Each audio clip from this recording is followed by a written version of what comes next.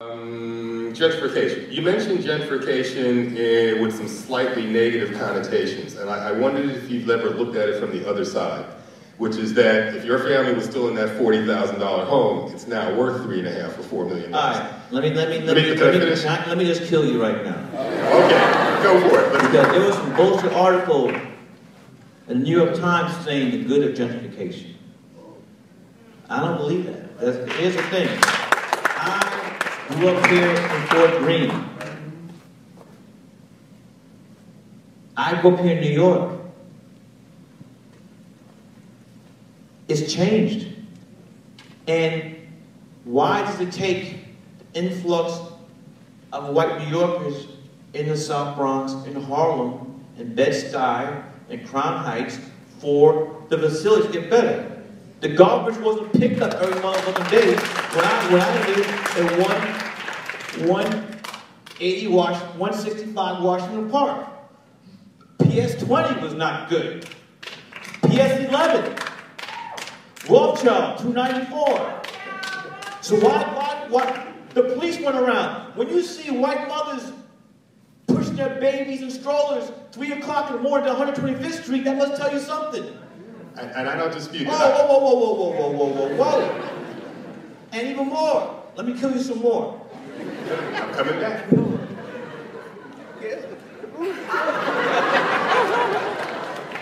Can I talk about something? No, not yet. Not yet. And then comes the motherfucking Christopher Columbus syndrome. You can't discover this. We've been here. You just can't come in both. There were brothers that playing motherfucking acting drums in Mount Forest Park for 40 years. Now they can't do it anymore because the new inhibitors said the drums are loud. My father's a great jazz musician. We bought a house in 1968, and the motherfucking people moved the next year and called the cops my father. He's not even playing the lead, he's even playing electric bass. It's acoustic. We bought the motherfucking house in 1968, and now you call the cops in 2013? Get the fuck out of here. Nah, you can't do that. You just can't come in the neighborhood and start Bogart and say, like your motherfucking Columbus and kill off the Native Americans.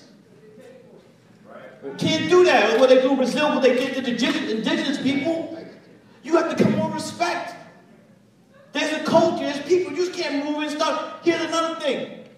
When Michael Jackson died, they wanted to have a party for a motherfucking Fort Greene Park. And all of a sudden, the white people in Fort Greene said, wait a minute. We can have black people having a party for Michael Jackson to celebrate his life. Who's coming to the neighborhood? They're going to leave a lot of garbage. Garbage. Have you seen Fort Greene Park in the morning? It's like the motherfucking Westminster Dog Show. There's 20,000 dogs running around. Whoa. So we had to move it to Prospect Park. I mean, they just moved in the neighborhood. You just can't come in Bogarden. I'm for democracy and let everybody live, but you gotta have some respect. You just can't come in where people have a culture that's been laid down for generations, and you come and now shit gotta change because you're here? Get the fuck out of here. Can't do that. So what's good about... I agree with you. I agree with everything. I agree with everything you said. Okay. And then... so what happens? So you talk about the people whose property changed, but what about the people renting? They can't afford it anymore. I agree with you. You can't afford it. People want to live in Fort Greene. People want to live in Clinton Hill. The people who live on the Lower East Side, they moved to Williamsburg, they came for fucking motherfucking Williamsburg now because of motherfucking hipsters. And now, what do they call Bushwick now? What's the word? East Williamsburg. That's another thing, motherfucking. These real estate motherfuckers are changing names. Stuyvesant Heights. They're like the 110th, the 125th. There's another name for Harlem. What is it? What? What is it? Morningside. No, not Morningside Heights. There's a new. What? What the fuck is that?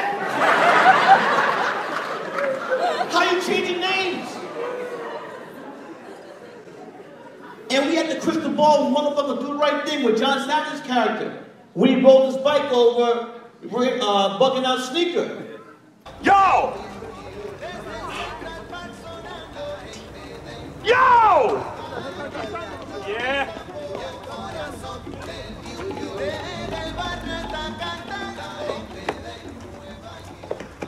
You almost knocked me down, man. The word is excuse me.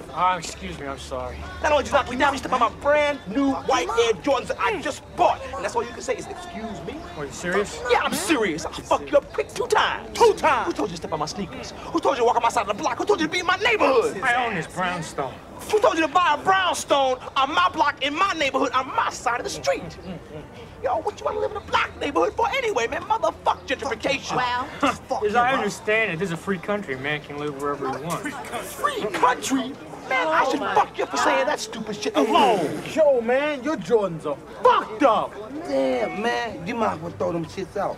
Them shits is broke. Man, they looked at it good before he messed up. He did the shit on purpose, man. He was even talking about your I mama. heard that shit too. Makes me so fine. Yo, man, how much you pay for him? $100. American dollars. 108 with tax. I give him 100 headaches. Look, you lucky the black man has a loving heart. Next time you see me coming, man, you cross the street quick. I'm out of here. Yo, man, break his feet. George, take his gun. I should make you buy me another pair. Black Panther whoop his ass. Take his bike. Kick his ass. Man, you're lucky I'm a righteous black man. Otherwise you'd be in serious trouble, man. Serious. Fuck him out. Man, this fucker. Then why don't you move back to Massachusetts? I was born in Brooklyn. I wrote that script in 1988. He was the first one. How can you walk down Brooklyn with a Larry Bird jersey on? You can't do that. Not in Bed-Stuy. So, look. You might say, well, there's more police protection.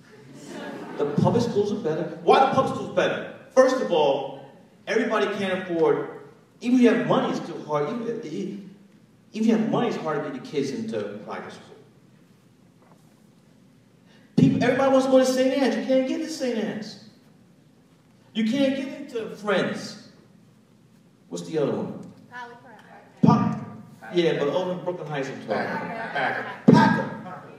So, if you can't get the child there into there, I mean, it's crazy. There's a business now where people, you pay, people don't even have kids yet, and they're taking this course, how to interview to get your kid into private school. I'm not lying. So if you can't get your kid into private school, if you're white here, and you can't afford it, what's the next best thing? All right, now we're going to go into public schools. So why did it take this great influx of white people to get into schools better? Why is there more police protection in Bed-Stuy and Harlem now? Why is the garbage being picked up more regularly? We've been here. We didn't have those services before. All right, go ahead. Let me see you come back to that. I agree with every single thing you said. My soul. No. I let you talk. Now you let me talk. My one sole point, though, is wealth creation in the African American community, something that we've traditionally been locked out of. You bought a house in the ghetto, and 3 generations, the house was worth nothing in the ghetto. So for those homeowners that did stick in through Bed-Stuy, my parents moved in, it was all Jewish when they moved in, so I've seen it through everything. So for those people that did stick in, now we have an opportunity for wealth creation that we've been locked out of. So now, while that may not help the renters, and everything you said was absolutely true, what about that one aspect of wealth creation for people that have paid those taxes, that fought to keep the crime down on their blocks, and all the other things they did to maintain it? Because the white folks are not moving back because it's the ghetto. They're moving back because they are beautiful blocks full of beautiful brownstones that have been well maintained by people of color. Yes, but here's the thing. To deflate your argument, sir, the people you talked about are not a great number. Number one, a lot of these people have not kept their taxes, so they can't afford to keep the house. Number two, when these real estate guys come around and open a suitcase with a bunch of money, they're going to sell it. Many of these people you're talking about were elderly. And if they get the money, money was a lot further down south. Black people by droves in New York City is called reverse migration. They're moving to Atlanta, they're moving to North Carolina, they got a house, they got a lawn, they got a backyard, they less taxes. And so, I mean, New York City is a hard place. And so if you worked all your life and you're retired, they're selling their houses. And I don't blame them. I can't say to them, you can't sell your house. You're like, fuck you, Spike. You know what? And rightfully so. I would never say that, but you have to do some research and look at the numbers. The population, the Black American population in New York City is going down. Absolutely, yeah. It's going down. There's reverse migration. And what we have is that, and it's something that Blasio is going to, I don't know, man, you can't get the snow off the streets, but still. What we need affordable housing for everybody. People can't afford it. I mean, here's the thing. The further away from Manhattan, Brooklyn Heights is the most expensive neighborhood. Then you got Park Slope, Fort Greene, Cobble Hill, Clinton Hill, and then, you know, it works like this. The rents get cheaper the further you go away from Brooklyn.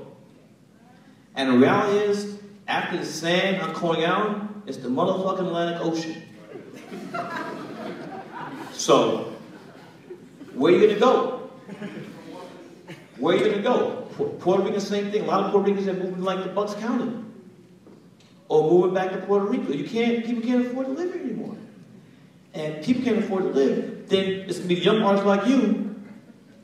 I mean, there used to be a time when you could get $200 a month to get by.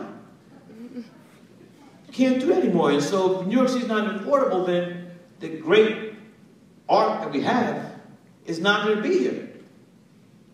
Because people can't afford it.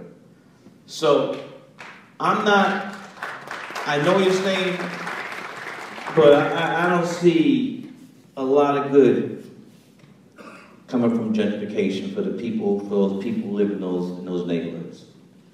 Look at a new name for the South Bronx now, what do we call it? What? Sobro? It's a scam. This is some shenanigans, trickery, people being bamboozled, led astray, run amok. It's you know, and what they call West Bushwick now? East Williamsburg.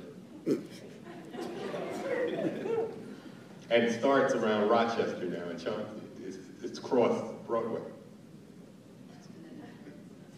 Thank you.